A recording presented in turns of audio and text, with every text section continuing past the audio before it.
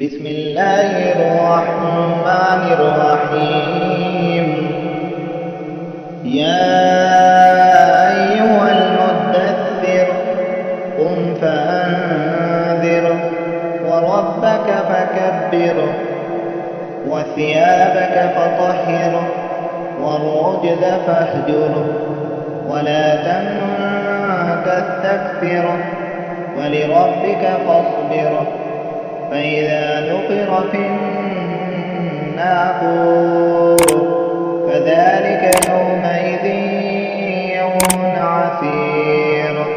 على الكافرين غير يسير. ذرني ومن خلقت وحيدا وجعلت له مالا ممدودا وبنين شهودا ومهدت له تمهيدا ثم يطمع أن أزيد كلا إنه كان لآياتنا عنيدا سأرهقه صعودا إنه فكر وقدر فقتل كيف قدر ثم قتل كيف قدر ثم نظر ثم عبس وبسر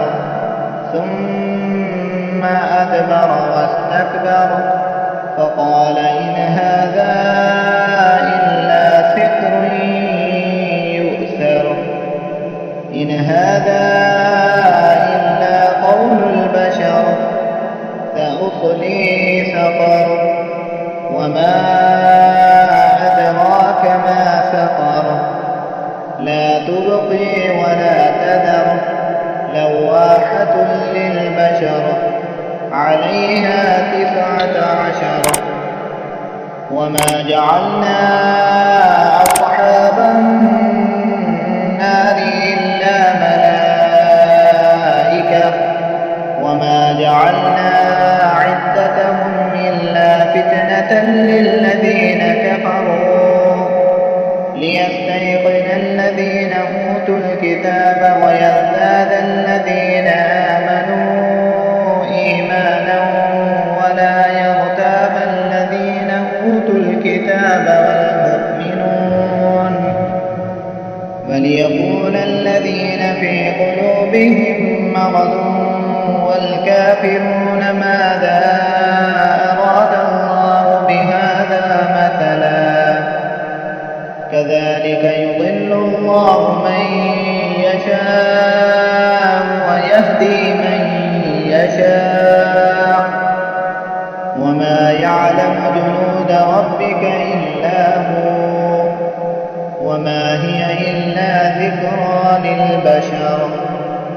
كلا والقمر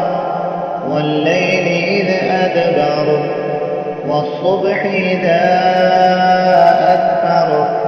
إنها لإحدى الكبر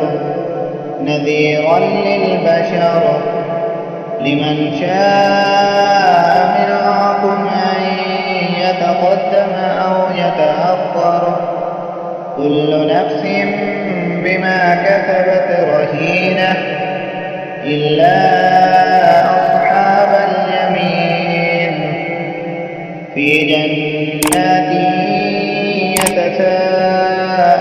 يتساءلون عن المجرمين ما سلككم في سقر قالوا لم نك من المصلين ولم نك نطعم المسكين وكنا نخوض مع الخائضين وكنا نكذب بيوم الدين حتى أتانا اليقين فما تنفعهم شفاعة الشافعين فما لهم عن التذكرة معرضين كأنهم حمر مستنفرة